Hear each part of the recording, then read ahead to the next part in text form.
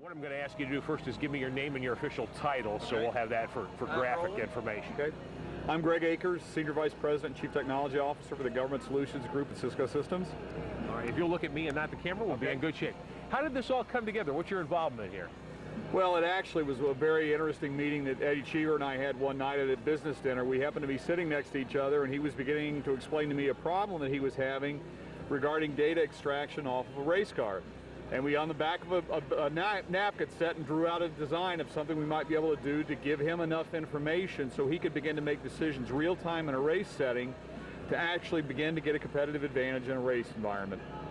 How long has this process taken? We actually started working on this about a year ago now, prior to the IRL season last year.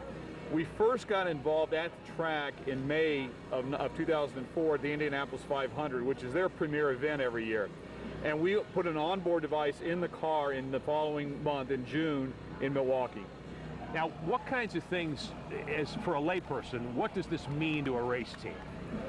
It means that they can get information about how the car is performing, how the driver is performing, the ever-changing conditions on the track, and be able to make decisions that they can affect the outcome of how they perform in the race and hopefully win more races and be more effective at what they want to do on the track at the point that they need to make those decisions within split seconds of accuracy. So the goal is to give them greater success in the sport? Absolutely. That success brings more spectators to the sport for them. It also brings more sponsors to the sport for them, and that's their business.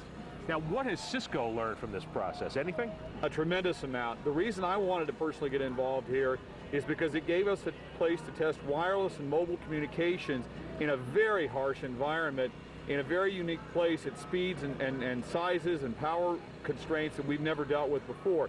We take that and then we apply it to a number of different places, for policemen, for firemen, for soldiers, for people in space, and a number of places where we couldn't test these kinds of concepts any other way. Now, this is a harsh environment, this is a very risky environment, but it's not as risky as some of those other places we need to be able to do work. Now, a team like this in the IRL, they've got a lot of engineers. Toyota supplies them, the team has them.